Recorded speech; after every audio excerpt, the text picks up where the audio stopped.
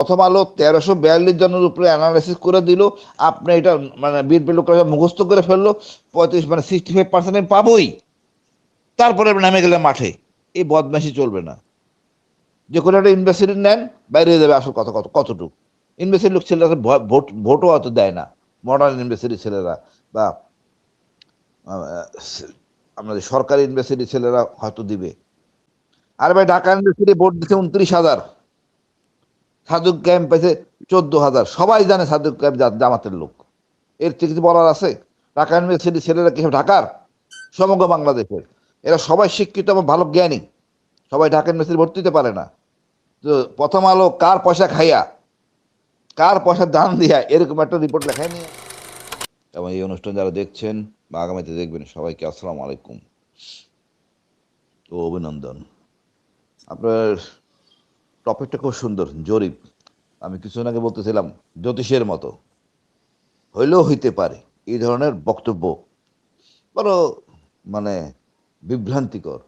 আপনি দেখেন, এটা এমিকাস গবেষণা কেন্দ্র নাম দিয়ে আপনি মনে হয় বলছেন যে একটা গবেষণা, এরা গবেষণা করছে। তো আমার অনেকে মনে করেন জরিপের সংখ্যাটা দেখে খুশি, ভিতরে ঢুকে নাই। আপনি ভিতরে ঢুকেন, ঢুকে দেখবেন মাত্র তারা 1342 জনের মতামত দিয়েছে, মাত্র 1342। আপনি বুঝেন কত বড় বাটপারি। জনগণ লাভ হইতেছেন, আপনার টপিকে নিয়ে নিলেন এখানে। আর ভাই ঢাকা ইউনিভার্সিটি ভোট দিচ্ছে 29,000, সাদুক ক্যাম্প পেয়েছে 14,000। সবাই জানে সাদুক ক্যাম্প জামাতের লোক।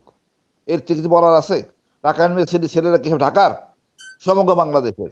এরা সবাই শিক্ষিত এবং ভালো জ্ঞানী, সবাই ঢাকা ইউনিভার্সিটি ভর্তি দিতে পারে না।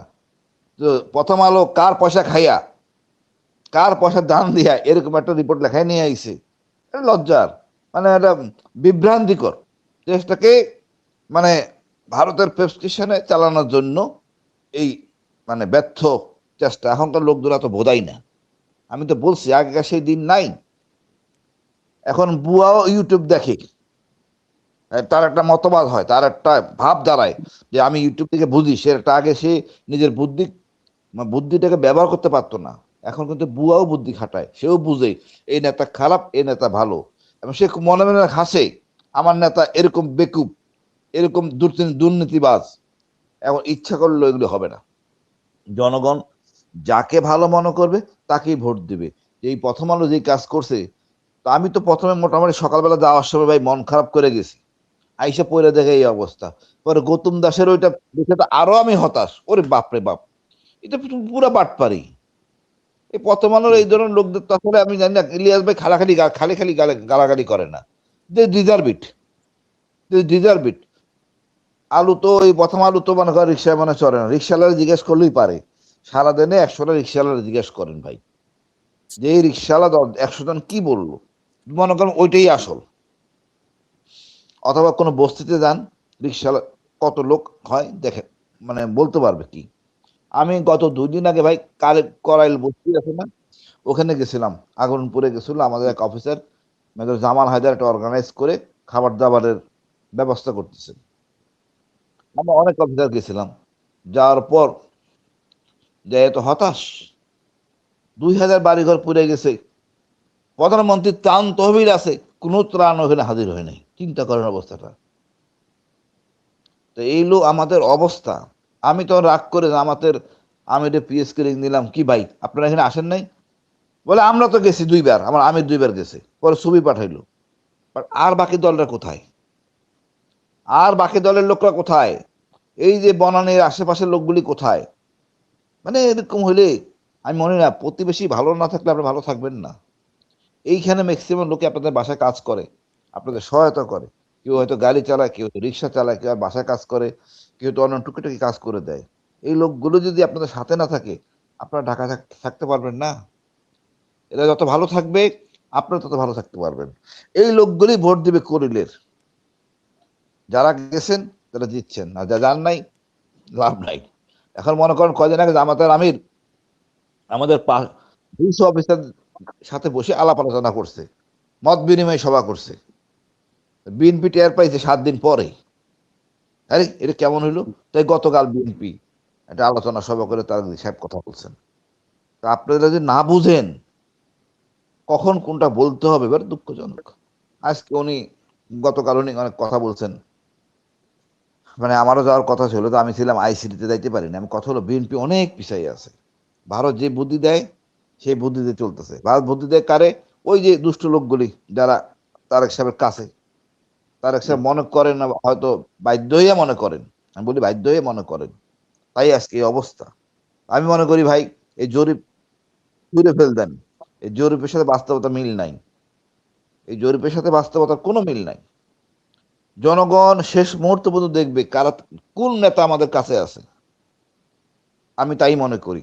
এখানে হতাশ হওয়ার কিছু নাই, নির্বাচন তফসিল ঘোষণা হয়ে গেছে, নির্বাচন হবে, জনগণ দেখবে, রায় পাবে, এবং যোগ্য ব্যক্তিকেই তারা নির্বাচিত করবে।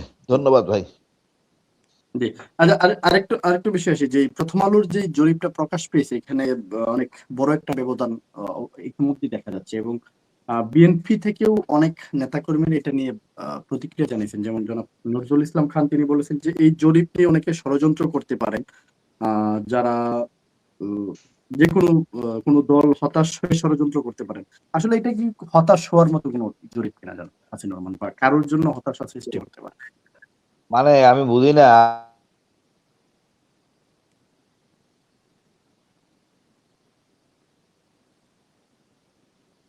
সাউন্ডে অসুবিধা হচ্ছে, কথা শোনা যাচ্ছে না। আচ্ছা, জনাব হাসিনুর রহমান, শুনতে পাচ্ছেন আপনাকে? আমি শুনতে পাচ্ছি। জি, জি, এখন শুনতে পাচ্ছি। এখন ঠিক আছে, এখন ঠিক আছে। এখন ঠিক আছে। এখন আমার কথা হলো ভাই, আপনি এমন জরিপ করলেন, তার উপরে আবার অ্যানালাইসিস করলেন। আমি ভাই, আপনাদের শক্তি বিএনপির হলো জামাত, জামাত আপনার কি বদমাশি করবে? বদমাশি তো আপনারা করবেন। আপনি ভোলাতে করলেন না, বরিশালে করলেন, সরি ভোলাতেই আপনি ফুয়াদ বাইলে কি করলেন? এটা কি নির্বাচনের মধ্যে পড়ে? এই আচরণ কি জনগণ দেখতে চায় এখন? যে আগে সেই আওয়ামী লীগের দিন আছে, এটা হলো গিয়া নতুন বন্দোবস্তের দিন। এখানে এই মারামারি কাটাকাটি চলবে?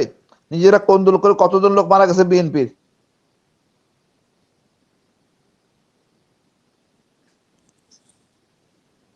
আবার চলবে শুনতে না। পাচ্ছি না জনাব হাসিনুর। এখন কি শুনতে পাচ্ছেন ভাই? এখন জি, জি, এখন শুনতে পাচ্ছি। এখন শুনতে পাচ্ছি ক্লিয়ার। আমার কথা হলো ভাই, এটা খালি খালি শোনা যায় ভাই? শোনা জি, যাচ্ছে? এখন শুনতে পাচ্ছি। শুনতে হ্যাঁ, পাচ্ছি, এখন শুনতে শোনা পাচ্ছি। এখন কথা হলো ভাই, আপনারা যদি আন্দাজের উপরে, হাওয়ার উপরে কথা বলেন, এইটাকে প্রথম আলো 1342 জনের উপরে অ্যানালাইসিস করে দিল, আপনি এটা মানে বিএনপি লোকরা মুখস্থ করে ফেললো, 35 মানে 65% আমি পাবোই, তারপরে নামে গেলে মাঠে। এই বদমাশি চলবে না। যে কোনো একটা ইউনিভার্সিটি নেন, বাইরে হয়ে যাবে আসল কথা কতটুকু। ইউনিভার্সিটির লোক ছেলেরা ভোটও হয়তো দেয় না, মডার্ন ইউনিভার্সিটির ছেলেরা বা আমাদের সরকারি ইউনিভার্সিটির ছেলেরা হয়তো দিবে, যে আমরা লাভ দিয়ে আসতে হবে। এখনো তারেক দিয়ে আসে নাই, কার ভয়ে?